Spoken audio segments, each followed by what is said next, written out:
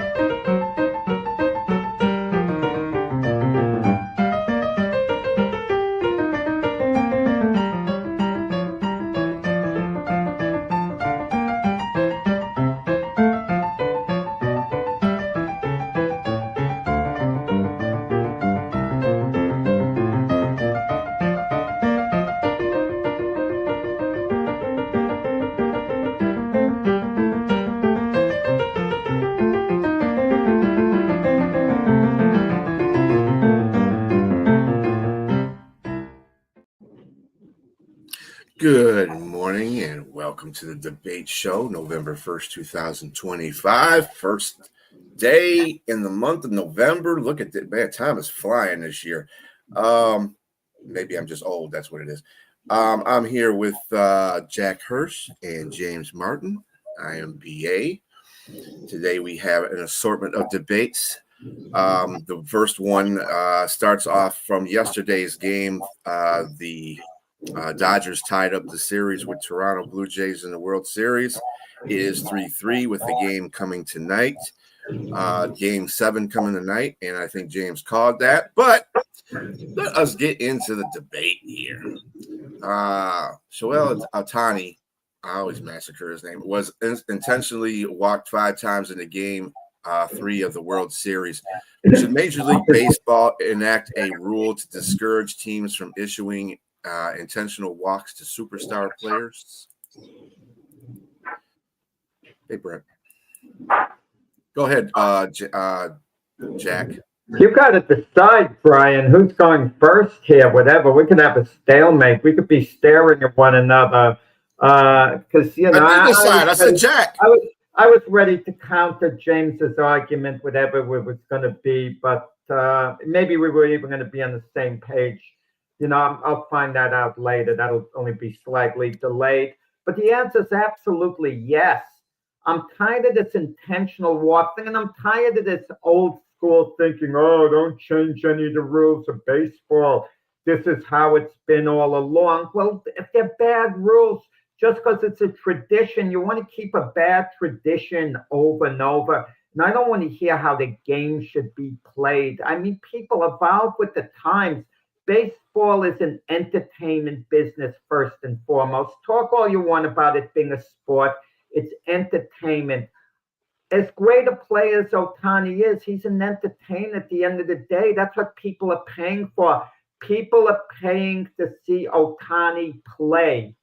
They're paying to see him have a bat in his hand. Can you imagine if Babe Ruth was reincarnated?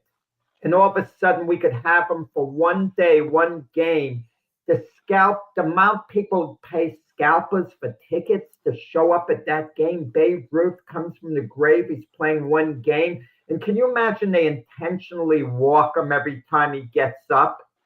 It's ridiculous with Ohtani.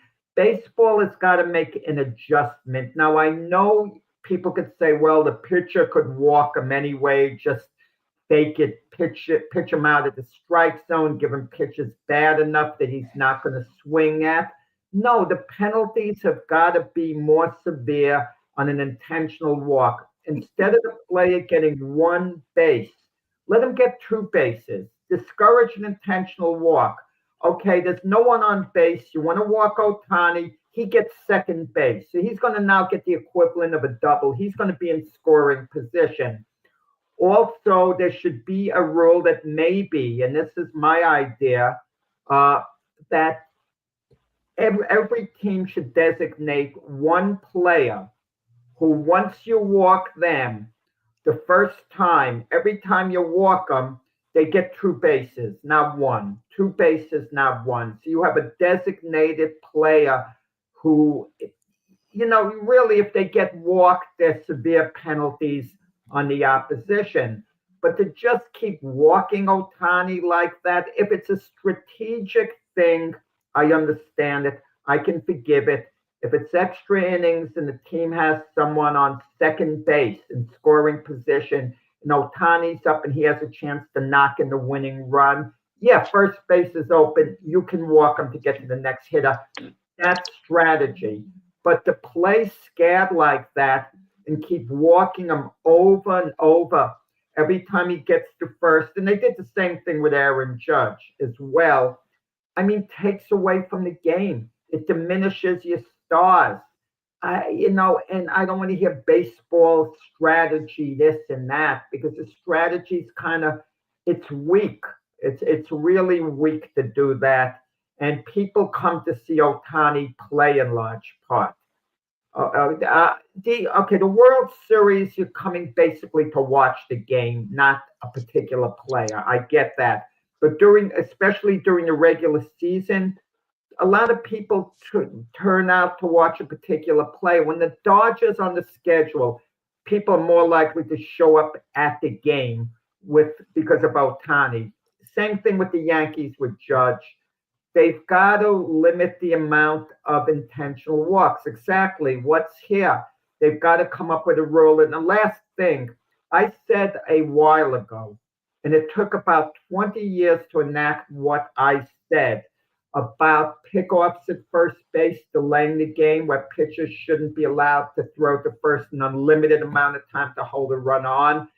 I swear to you guys, I've been a proponent of this long before it was even discussed as a rule. Once you throw to first base for the third time, and if you don't get that runner out, the runner automatically gets second because it created more of a challenge. And lo and behold, they adopted something I've been talking about for all the years, even though I'm sure not one rule maker heard what I said. So you mentioned, Jack, you mentioned at the beginning of the statement about Brian picking somebody, and that maybe I will agree with you. Maybe we agree. You're as usual. You're absolutely wrong. We typically disagree on a lot of things here. I disagree with that because it's not an unfair advantage. Not an unfair. Let me tell you what's an unfair advantage is being born gifted as a player like Otani, being born gifted like Will Chamberlain, being born gifted like Shaq or LeBron James. Barry Bonds, you can't go up against these type of guys without some sort of strategy because they're just. I get what you're saying. I will give in to fans come to watch a game. That's fair, totally fair. But the name of the game, no matter what sport it is, it's winning. Is winning. And if you have a tactical advantage that you can use that goes into the game, why not? I'm going to walk him. It's not as if he walked. Somebody walked him when he hit 3 home runs in a row. In what is it, NLCS? Did he hit those home runs? And he had 9 strikeouts. Come on, he's an anomaly. He's a cheat code as a player. He's great. I don't understand what the Angels were thinking when they gave him up, but definitely it's just too much. Sometimes you got to find a way to find an advantage to win, and also it's strategy. Who was following up in the lineup behind Otani? It was Mookie Betts, and Mookie Betts until last night has been having an abysmal playoffs. He's been like mediocre. So yes, I want to walk him to get to the next guy that's not doing well. And you mentioned that they walked him in the game 3. Game 3 was an anomaly. It was 18 innings. I'd be walking him too. Walking everybody because everybody's arm's probably about to fall off by the time you eventually get to a win. Finally, they didn't walk Freddie Freeman. He had a walk off. My thing is, look, in every game, there's always somebody that's just a cheat code. Adrian Peterson, when he tore his ACL, he came back. They didn't have a passing game. They put 8 in the box. They still couldn't stop him. Shaq, Hacker Shaq. It was allowed. It was a foul. You figured it out. They tried. There was no way to stop him because he was 300 plus pounds and a dominant player. They had to figure out a way to stop him. The tush push, which you and I disagree on, I think it's still a fair advantage because you got to find a way to win. Teams have to figure out a way to stop it. Otani being walked on. I mean, walked. Look, they're the highest paid team in the league. You walk him, the next person's supposed to come up and hit a home run or hit. That's just, I don't want to hear anything about being unfair because again, they pay the most for their players. They're paying for championships, as Bo would say. So I don't want to hear that. If I found a tactical advantage to be able to stop you, I'm going to use it, and I have no problems with what they're doing. And we're in Game 7. They still found a way to win last night, and we're going to 7 games. So what are we talking about here? Well, the Dodgers, they didn't walk them last night, okay? It wasn't the intentional walks the same way. The Angels, you said you don't know what they were thinking of wanting to move on from Otani. They didn't want to move on from Otani. They badly wanted to re-sign him. He was a free agent. The Angels aren't crazy. They wanted to re-sign Otani as badly as the Cleveland Cavaliers wanted to sign LeBron James when he first became a free agent. So I don't know where that's coming from. Okay, when I'm a visiting manager, Otani's coming to my ballpark, and I'm going to announce beforehand he is not going to get a chance to beat us. I am intentionally walking him every single time he comes up. I'm going to announce it beforehand. Intentional walks. Wow. That's going to go over great with the fans, with attendance, with the TV networks, with Major League Baseball. Wow, that's going to go over great. So that's my strategy as the manager. I'm walking Otani every single time, no matter what. And as soon as he gets up, the catcher holds up his hand, the intentional walk sign, and that's it. And I'm being upfront. He's not swinging a bat with me. How do you feel about that now? I mean, I still think it's strategic. Again, who is the most? Who is the most? Who would I say? Well, hold on. You asked me a question. Let me say this: who is the most walk baseball player in the history and still led the MLB in home runs? Barry Bonds. I mean, you can't argue anybody's more walked than him, and he did, and he still hit like the king of home runs, albeit his head grew the size of Megamind. Okay, so what happens? And that Barry Bonds was getting into this situation, going for the home run record. So how would you feel? A player is last game of the season, he can break a record, okay? And they for whatever reason, the other team doesn't want him to have it. It could be personal, strategic, as you like to call it. They intentionally walk him every single time he doesn't have a chance to swing the bat. Every single time. I mean, is that good for the sport of baseball during that time?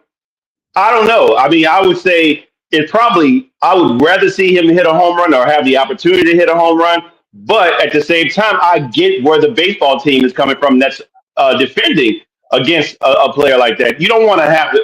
First of all, I don't want to be, if somebody's about to lay a dunk on me, I don't want to be the guy underneath with my hand over my head on a poster. So I'm just saying, I still want to win. I want to win the game. So if it's an advantage to try to win, then why not have that advantage? I just don't look. You're looking at the anomaly. I'm just saying you're looking at the anomaly situation. That's more of an anomaly. I mean, it's not like you're walking everybody. You're walking that particular player. I mean, I'm okay. Listen, I'm okay with intentional walks if there's more of a penalty, if there are more consequences. If a team is ahead by 1 run and Otani comes to the plate and they want to intentionally walk him, but he's given 2 bases, second base instead of 1. If they want to take that type of gamble, enact a new rule, then I'm off for that. If you want to stick to the old rules of baseball, that's how it is all the time. You can walk them, this and that. it's blatant disrespect for fans coming out to see Ohtani. Ohtani's a performer. Judge is a performer. They're more than just, these guys are more than just players. That's the thing. Certain athletes are box office. People buy tickets to the game to see them. I know myself, when I go out to get tickets to a game, an NBA game, I'm looking at the schedule. If I see LeBron James is playing, my friends used to send me out to get tickets for for all of us to go to the game. They trusted me to pick the right game. I look for a player that's a box office attraction, even if the team is so-so. They want to get excited about something, okay? And I'll tell you a very quick funny story. Dwight Howard, when he left Orlando Magic, they gotten, I think, to the finals the year before. But I got tickets for the Orlando Magic, and I come back to my friends, and they go, "You idiot! They're no longer the same team. What are you doing?" I said, "Yeah, but look what they did last year. It's about winning, fellas. You always tell me it's about team." So that was kind of amusing. My interaction I had with them, but I said my piece on that. It's more than just the game sports. These guys are a few of them are such high level entertainers. You gotta, protect the fans and the integrity of the game to a sense. But Jack, I'll say this one little thing and let B go in. You said one thing about disrespect to the fans. Ultimately, what matters is the respect of the player. I think they had total respect of Ohtani and knew what he's capable of and had to eliminate that. That's just what I think that's ultimately what matters. I get the fans, fine, they pay the bills, but they're going to be entertained no matter what. That's right. It's about the money, really. At the end of the day, I gotta say this. You're hyping on the fact that he was walked 5 times. 4 of those were intentional, not all 5. But he was at the plate. He got on base 9 times in that game. The first 4 times he got on base were all extra base hits, Jack. That guy is a threat, okay? And all 4 of those intentional walks happened in the extra innings. Do you think I want to put the best hitter on, have my pitcher face the best hitter in baseball in a game-winning or a game-changing game in a World Series? Like your ex-coach used to say, Herm Edwards, you play to win the game. You like to use that a lot. I'm going to tell you. You play to win the game. So if you got to put Ohtani on base, put him on base. Let somebody else be the hero. That's what the World Series is about, too. Not just the big guys doing their job, but the guys that come up behind him that don't exactly have that superstar name that could be the hero.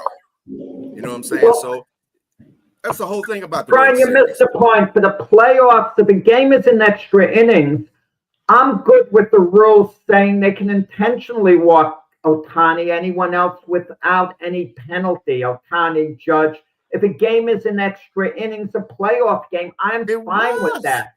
100%. But that's what he said. That's what you said in the question. It happens during the season. And if a regular season game, if you're going to walk Ohtani every single time he gets to the plate, bases are empty. Oh, I'm going to walk Ohtani, 2 outs, no one on.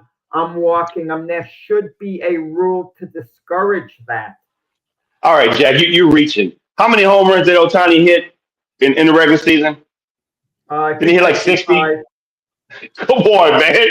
It's unreal. I mean, he's up there still. So if he's still getting intentionally walked like that. He's still hitting the ball, man. I mean, his numbers are still like way up there. So it's not something that I don't think anybody's complaining about that. I think you're reaching. I think anything is respect. Exactly. I think it's the main thing. Level of respect when they intentionally walk them, but I don't want. If there was a rule that you can intentionally walk a player or walk them one time during the game, okay. I would maybe give a little leeway. I'm talking about enacting some type of rule, which would be negotiable. Okay, I don't have any particular rule etched in stone how they should go about it, but there's got to be some type of adjustment. I mean, when was the last time there was 5? I mean, somebody got walked intentionally 4 times. No, I didn't talk 5 times because the 5th time. Well, that was that an was the extra. first. That was, but that was. But that was That an was an extra extra innings of a inning. World Series. They don't normally do that in regular season baseball. They don't need to do that in regular season baseball. This is which you're pointing out one thing that happened in a game, to die for. Basically, you're going on to the next. You're trying to tie up the series or advance in the series, whatever the case may be. It's a World Series game. This isn't game 65 of a 182 game season. You know what I'm saying? It's not. So it doesn't make a difference. The playoffs, I'm okay. If it's extra innings in the playoffs, I'm fine with walking. I'm not strategic. That's fine. It doesn't happen in the regular season, though, Jack. They walk them a lot in the regular season, Ohtani. Not 4 times in a game.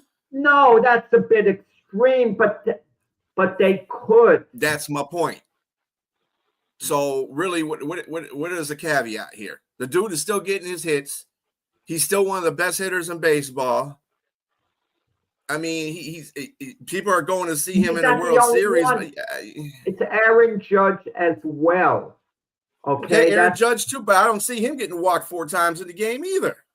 In a regular season but game. It was walked 4 times. It was in extra innings. 4 times in the extra innings. But it makes more sense in the extra inning, though. I mean, who wants to give him an opportunity to get a? If you want to have a rule that you can intentionally walk any player from the 7th inning on, for example, I can be okay with that.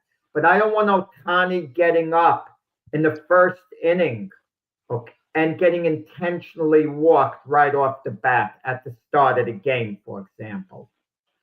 Until the rules are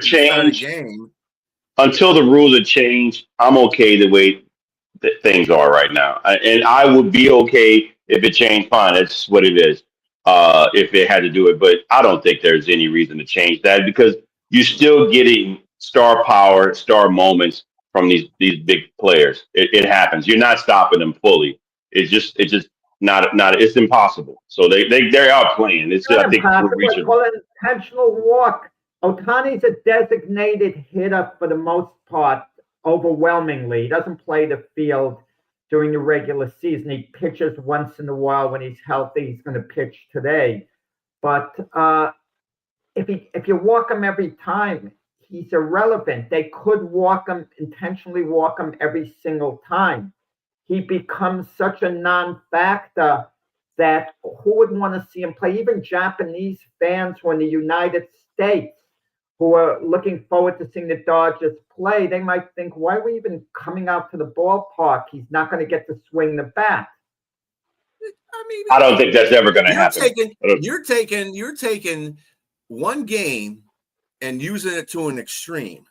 Like I said, he got on base 9 times in that game. 4 of them intentionally walked. One was they walked. The pitcher just walked him. And then the other 4 times he got extra base hits. Not singles, extra base hits. So the dude is doing his job. He's out there, and people are getting excited when he comes out there. It's you play to win a game. I don't know how many times I got to say that. If you got to walk that dude every time he comes up there because he's that much of a threat, that's like, let's go back in the day, when Babe Ruth was playing, and these rules apply. Do you think that in a World Series that they're going to just pitch him, they're going to pitch around him or intentionally walk him if it's an extra innings and he has a chance to win it because Babe Ruth was the dude? So if you got a GOAT coming up there, I'm not, nope, take first base, go to first base, unless it's occupied. I mean, that's the only way that I would pitch to him. But other than that, no, you're going to first base, buddy, because you're not beating me. I'm going to have one of your teammates beat me. That's strategy, Jack. It's strategy. Even for regular season, it's strategy. But for the World Series, it's the World Series. So you got to play to win. But anyway. All right, get on some football here. Who is tomorrow night's game between the Kansas City Chiefs and the Buffalo Bills more important to? Go ahead, James. I'll give you that one. Okay, yeah. Look, we got a 5-3 Chiefs team and a 5-2 Bills team, but it's more than that. I think they're almost evenly matched, but it's more than that. It's history. These guys have played against each other in the playoffs specifically. We go back to Jack. I watched your show Friday, you and Keith, and I listened to the discussion about Josh Allen, Lamar Jackson, and what they haven't done in the playoffs. And I agree with what Keith said. Is that Lamar Jackson had some issues with what he's done in the playoffs specifically, and Josh Allen. He actually played well in most of his games, in particular that 20. I think Keith didn't know for sure. He thought it was the AFC Championship. It was the AFC Divisional Playoff round where he threw outrageous numbers: 4 touchdowns, 300 yards, and they gave 13 seconds to the Chiefs, and in 13 seconds, Patrick Mahomes got them down for a field goal. So it's like Charles Barkley being on Michael Jordan's watch, Karl Malone being on Michael Jordan's watch. Nobody ate off of Michael Jordan during the championship runs. Nobody ate off of him. And I think it's kind of the situation here with Josh Allen and Mahomes. It's like until last year, no one's eaten off of Patrick Mahomes and Tampa Bay when they beat Kansas City. So I'm going to say Josh Allen here. I'm going to say Josh Allen has more. This game is more important to him because he's definitely got to make sure that him and his team is in position to win because they have poor rush defense. They have average pass. I mean, even though it's not Josh Allen's fault, I think a lot of their receiver play is a little bit less than desired. That's probably why they're trying to trade for a wide receiver. Keon Coleman has been a bit of a bust with 27 receptions and 267 yards to this point in the season. I think Josh Allen has a lot more to play for because he hadn't got to that point to where he's got his MVP, but he's got to definitely try to get over the hump by getting past Kansas City. And looking at Kansas City this year, they look like they're trying to get a championship run again. I mean, I like where the AFC West is going. It looks like, but the Chargers, I thought they were probably going to be the leaders of their division. It's just not that right now. And I looked at the Broncos improving as well, and I thought the Raiders were probably improving, and that's just totally wrong. Looks like Kansas City's probably going to take that division again, and they look much better now with Rashee Rice coming back. Travis Kelce's found a new leg. I think even the run game with Pacheco is pretty decent. It's just even though those guys, some of those key guys on the Kansas City Chiefs team is a little bit old, I think they know that, and I think they're trying to make another run for a championship, and they're going to. And so it's really important to set a standard here right now in the regular season for the Bills to try to say, hey, no, we're still good, and we're coming with the next man up, and we're going to try to win. But I don't know if that's going to happen. I just think, to me, it's more important for the Bills to win tomorrow night than it is the Chiefs. Yeah. I mean, you finally gave an answer at the very end, even though you didn't analyze it, which team was more important to you. Doing a quarterback comparison, you had me baffled. I'm not asking who was personally more. The question's not personally who's more important to Patrick Mahomes or Josh Allen for their legacies in any way or at the current time. It's within the team perspective. I'm glad you kind of got it together in the closing seconds. Oh, my goodness. The question, you weren't answering the question at all until then, and I was just exasperated. I was kind of dizzy. It's like you were taking a test in school, and you're handing your paper to the teacher, but of course the teacher doesn't know because you didn't write your name in the little bit line that says. Well, I'm going to tell you, take the same medicine that people take. Just handed it in. Take the same medicine that people take when they go on the cruise. That's what you need to take, because ultimately, my answer in regard it revolves around those two players. You can say what you want about whatever team, and and about the totality of the team game. No one's looking at that. What they're looking at is those two players. They're looking at Patrick Mahomes versus Josh Allen. You can say all you want. Everybody is looking at those two players and what they're going to finally do. Particularly Josh Allen. He's got to get over the hump. Looking at him, but we see Kansas City is playing Buffalo. Kansas City at Buffalo, a really big game. Obviously, the quarterbacks in any game are the centerpiece in just about any game. We look at quarterback matchups. I don't care who's playing who. That's the first thing that comes to mind. You're not giving us anything new with that, but they are two future Hall of Famers. Mahomes is an all-time great. Maybe Josh Allen will be perceived as an all-time great, but he's got to win a Super Bowl. I would think it's somewhere along the line for that to happen. But for which team is it more important to? It's not an easy answer, but you think the Buffalo Bills, because basically it's the argument you feel they have to get over the hump finally, get to the Super Bowl and win it. The Chiefs have been there. Mahomes has been to 5 Super Bowls. Okay, I'm mentioning the quarterback since you brought it up. But yeah, it's the Kansas City Chiefs. I think it's a more important game to tomorrow night because, there are a lot of people, at least some people, who thought the Chiefs were maybe getting to be a little long in the tooth. Even though they went to the Super Bowl last year, they got blown out in the game. They won so many close games last year that they could have lost in the regular season. And they started a bit slow this year. So they lost their level of favoritism that they've had, over a number of years during the great run they've had, in the Andy Reid, Mahomes, Kelsey era, Chris Jones era, and all. But they've been playing really well, the Chiefs. And all of a sudden, out of nowhere, people are thinking at this exact moment, the Chiefs might very well be the best team in the AFC once again. If the Chiefs go into Buffalo and they lose, they don't lose more than a game. They lose their favoritism. Now, Buffalo and Kansas City, it should be pointed out, neither of them in first place in their division. If the season ended, they'd be wild card teams.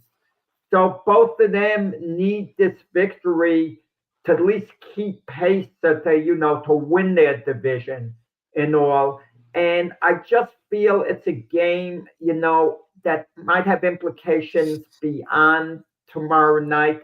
It could have playoff implications conceivably if they meet in the playoffs. And I'll say this, Kansas City is more likely to win a playoff game in Buffalo than Buffalo is in Kansas City. So for that reason, not alone, but for that reason, in large part, it's more important for Buffalo to win and try to secure home field advantage in the playoffs in Buffalo, as opposed to having to play on the road. I think Kansas City could play all their games on the road and win. They've shown that before. Plus, Kansas City has to show their recent form is for real.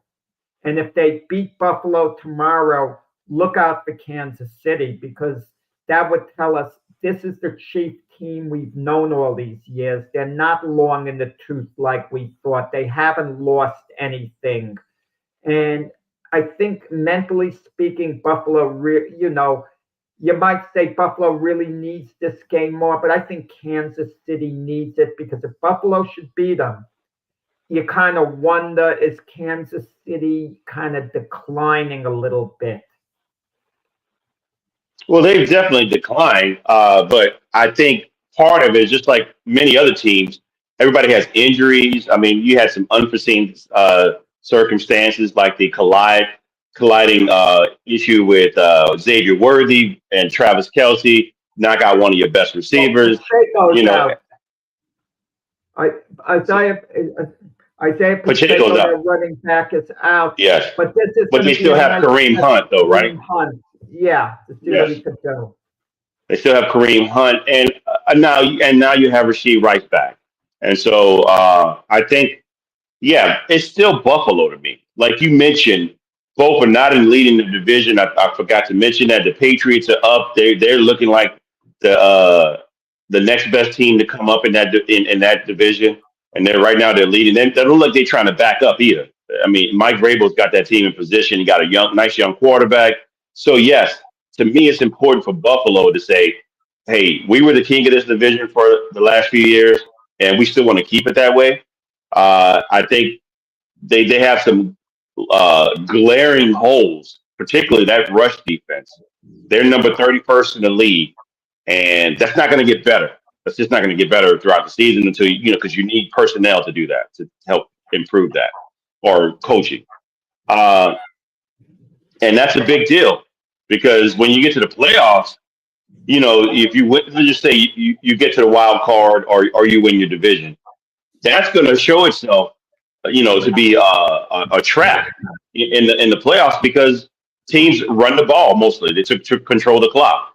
So I'm just thinking that's a problem for them. But so they have not insurmountable odds against them, but they have some hurdles to try to get over to try to. So it's more important for them to set the standard and saying that like I said, and mentioning again, Josh Allen, you got to pull out your cape, and be Superman again, along with James Cook, because you're going up against a team again that's won 3 Super Bowls. They've won 3. They've been to about 5 in the past few years, and so I would say that look, you definitely have a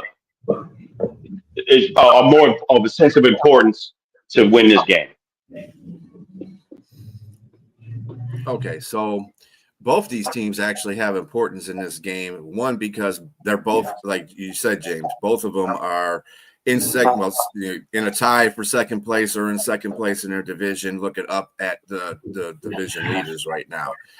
With Kansas City, I mean, this is like a traditional game every year. It seems to be. What team wins this game? It doesn't make a difference what team wins the game because either way, Buffalo has beaten Kansas City in the regular season so many times they just can't get over that hump in the playoffs over Kansas City. So, I mean, if this is a playoff game, this would be probably a better stated question, but because it's in a regular season, I think it means a little bit more to Kansas City because they're not really used to being in this position. And Buffalo is, New England is a good team. Vrabel is a good coach, and that team is pretty good. But when it comes down to the end of the season, will they be number one? I just don't see that. I think Buffalo is still a good team, the best team in that division. So Buffalo has some. They got to win games, obviously, and they got to go back and beat New England when they go play them in New England. So they're going to have to do that. But in the meantime, they have to win all these games. They're going to get there. They're going to be number one in that division. I don't have any doubt about that. Kansas City, on the other hand, they have tougher teams in their division to defeat. They already lost to, the LA Chargers. So, that's telling in itself to start off the season. And they're just coming off a Super Bowl, albeit they didn't win it, but they were in a Super Bowl. So I just think Kansas City's got a little bit more. They need this game a little bit more because they got to catch Denver, and Denver's playing some extraordinary football. So yeah, I can't guarantee this year that Kansas City is going to take the first place in that division. I can't guarantee that. Not like the other years before this. But this year is just something, they might get it going. And James, you're right to the Buffalo Bills having their defenses. And Josh Allen is not the reason that they're losing these games to Kansas City in the playoffs. But we're not really talking about the playoffs. We're talking about regular season. Buffalo has no problems with the regular season games. So I would think it would be more important to Kansas City so they can say, "Oh, we beat you in the regular season. We can beat because we've beaten you in the postseason. We can beat you in the regular season too."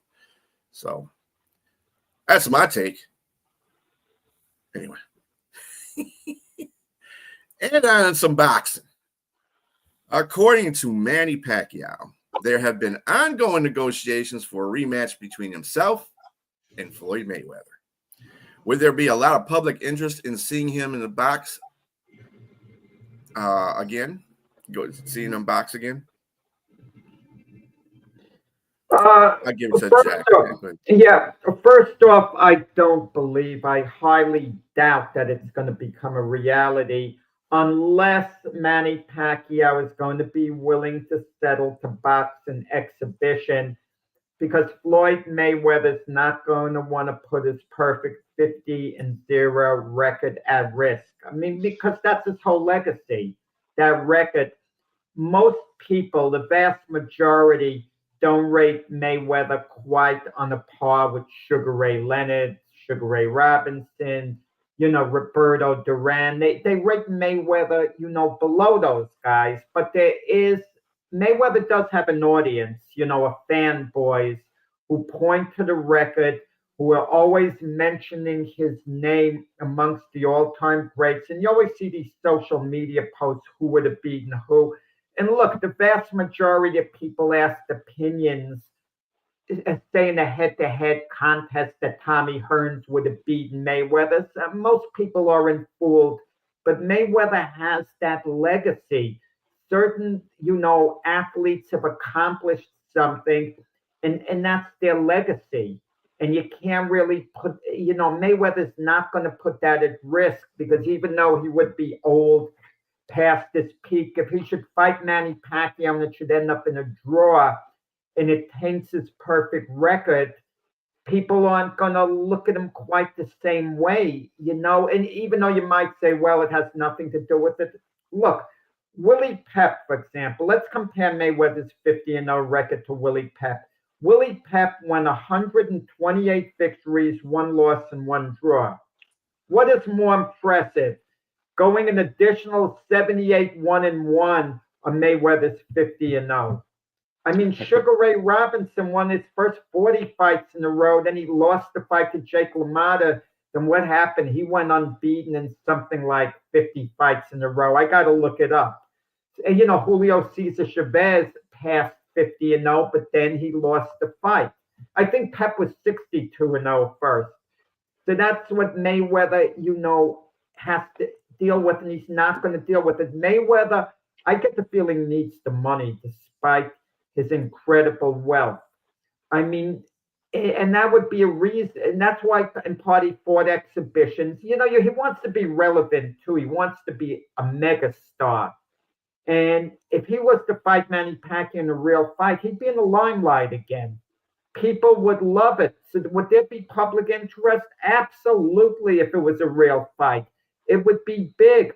Is it a sad state on the affairs of boxing? Absolutely. But who cares? I mean, it's about entertainment. People would buy the pay-per-view portion if it were a real fight. And you want to know something? It would be appealing to me because Mayweather would be putting his unbeaten record at risk. That would be appealing to me. And also, Manny Pacquiao's age 46, but in his last fight, he fought a draw against Mario Barrios, who's a belt holder for a version of a world title. And more people than not think Pacquiao won the fight. Never mind that Barrios is awful if you want to talk about world class. But he's not a bad fighter, Barrios. He's a decent fighter. He's just not a championship caliber. How old is Barrios? Barrios must have been about around 30, so I don't remember. But that's irrelevant in that case. Now, Barrios just isn't that good. I mean, what Barrios is the equivalent of? Okay, let me put it in perspective, okay? He's the equivalent. Baseball has a starting rotation of 5 starters, and it's a 7th game of a World Series, and it's like your 3rd or 4th best starter starting that game for you. That's the equivalent. A good pitcher, good, but he's not quite, the elite guy you want out there. But so yeah, there would be tremendous interest in it because it's about hype and everything. And if it were a real fight, if it was an exhibition, they were talking about Mayweather Tyson in an exhibition. We stopped hearing, but that's a carnival show. That's getting to the point of being stupid. But now you're talking about Jake Paul and Tank Davis scheduled to take place in a couple of weeks if Tank Davis is allowed to fight after this recent domestic abuse situation. That's actually interesting if it's a real fight because Tank Davis is a great fighter, but he's a little man and Paul's a big guy. But don't give me an exhibition. If Mayweather and Pacquiao and seeing them box again, the answer is twofold. I hate to say it. If it's an exhibition, you can't do a twofold. This is a debate. Real, yes. You can't do a twofold. This is a debate. You got to be straight on the fence, man. You got to pick one. Which one? Well, is it going to be a real fight? I got to know that. Is it going to be no? If it's an exhibition, it's not a real thing. You don't listen. Take the two. You made this question. I'm going to tell you this: if the Philadelphia Eagles are playing the Kansas City Chiefs the next season after the Super Bowl, if it's a regular season game opening the season or whenever, there's a ton of interest.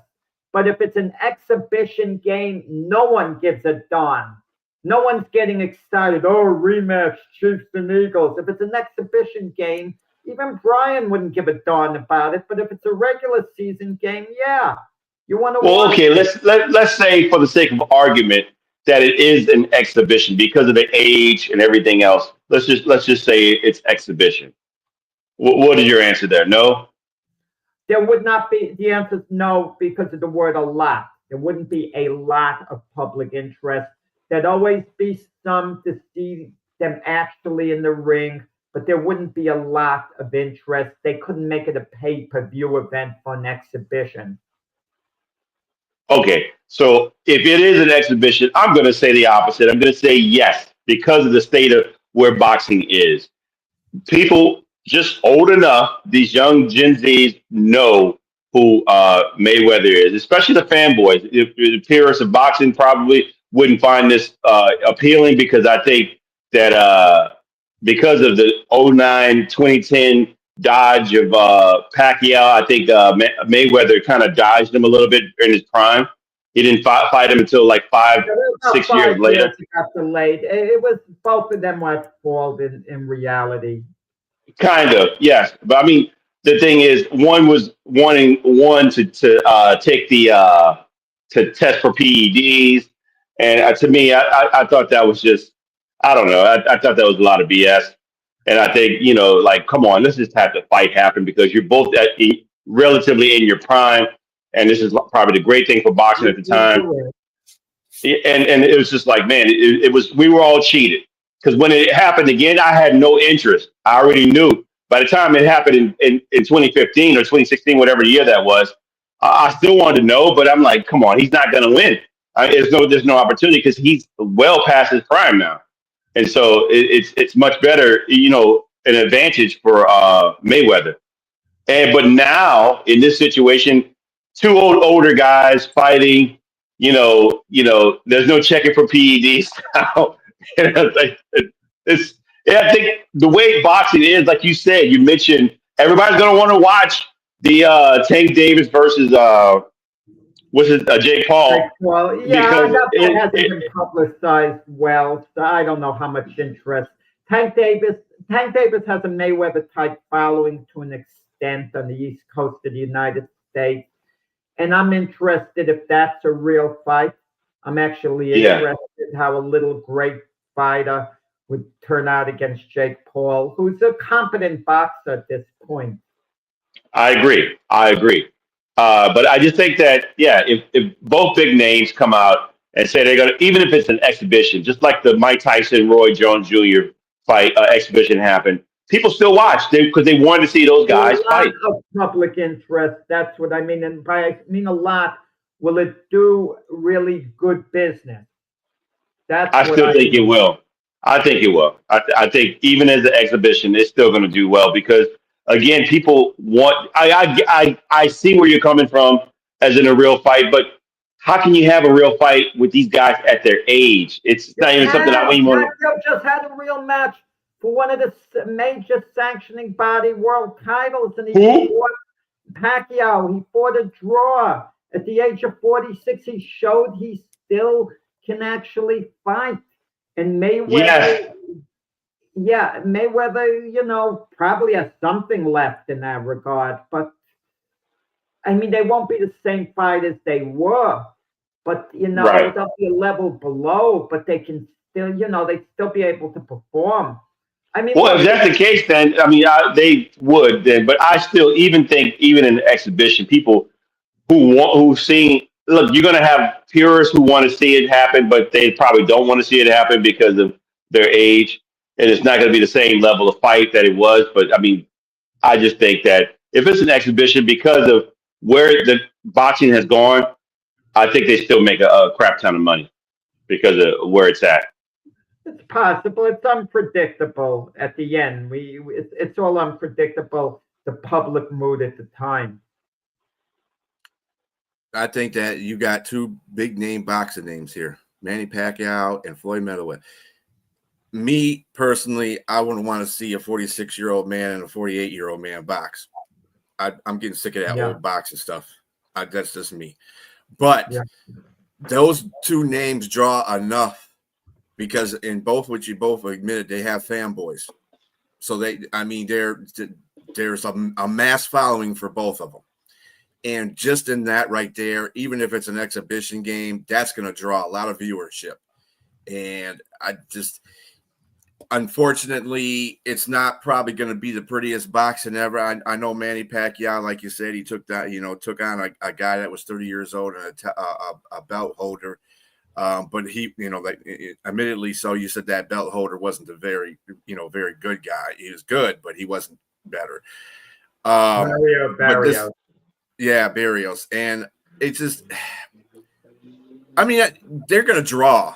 It doesn't make a difference. They're going to draw. Whether I watch them, you watch them, Jack, or James watches them, they're going to get that money in there. It's going to be a high stakes exhibition. Well, a high stakes exhibition show. So because of the names in it, period. It's kind of like, Jake Paul and Mike Tyson. People watch that. Mike Tyson's like 102 now, right? So it was different. Mike Tyson's different. He's on another level as far as being an attraction and mystique. The mystique surrounding Tyson is much greater than any mystique Mayweather Pacquiao could bring. Well, Mike Tyson is I don't know about that, but Mayweather, he's brought some major draws. I mean, regardless of, what you think about him, whether you like him or hate him. And if anything, that's the main thing. If you hate him, people still pay to watch, because they want to see him lose. I think he still has an opportunity to draw in a lot of people, even because for one, it's not like you're putting out a fight every 5 months or so. This guy, they like to see people come, and with a delayed absence or with a major, and you just pop up and say you're going to fight. That sparks interest, especially with what they had in the past, having a history in the past. I think Mayweather, he knows how to market. Yeah, that's one thing you can say about him. Money Mayweather definitely knows how to market himself and market a fight. So I wouldn't doubt that they make money, even if it is an exhibition. I'll tell you what would actually draw, even though it'll never take place and shouldn't take place.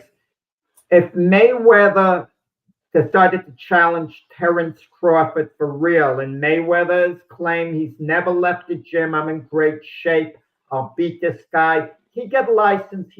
They could put the fight on in Saudi Arabia.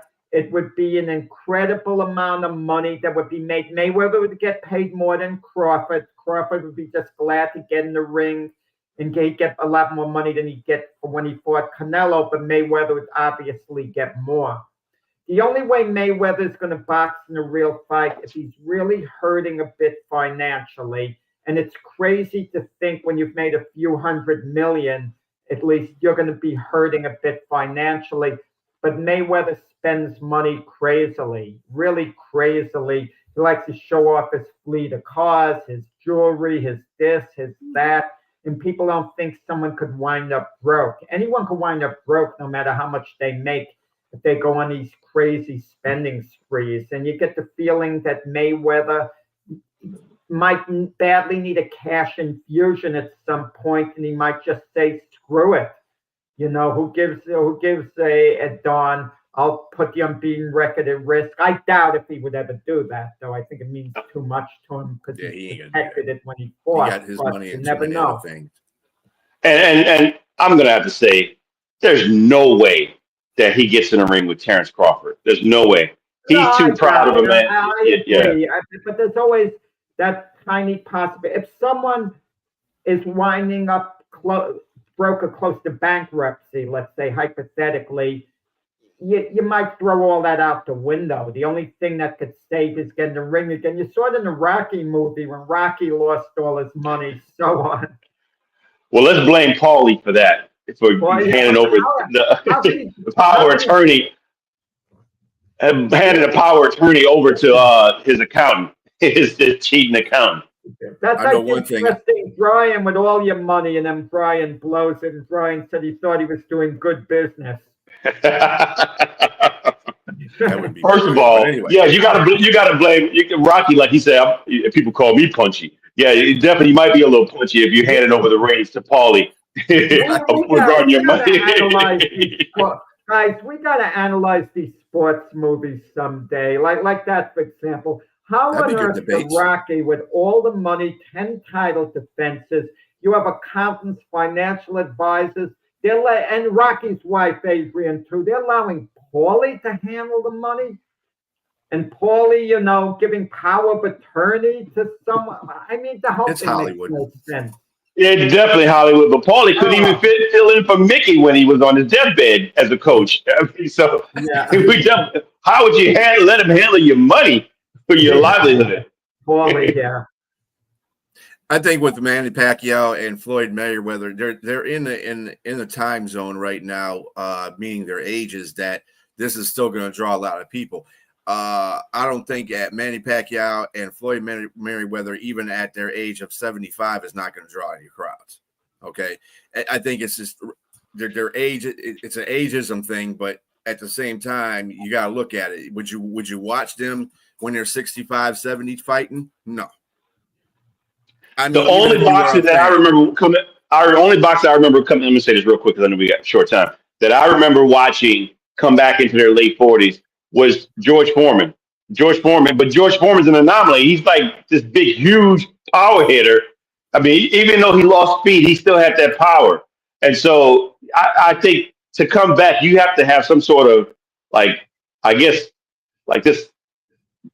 larger than life figure, literally, to be that type of guy, and then to come back into your 40s to be like dominant. I just don't see it happening for Mayweather, especially like if he were to come up against a Crawford. Like you said, Jack, you don't think that's going to happen, but he'd have to be flat broke and desperate for that to happen. Me wouldn't watch that. I wouldn't watch Mayweather go again. I'd be embarrassed for Mayweather. I know, that's right. That's why I wouldn't watch. You know, I'm not as avid as a boxing fan as Jack is, and that just turns me off. Okay, you know, Jack has more of a relationship with the boxing community, and he knows his boxing. So, and I'm just an amateur out here looking at boxing. I wouldn't want to say. I don't care. I don't care who it is. That's way off. That's not even 6'7" no more. Anyway.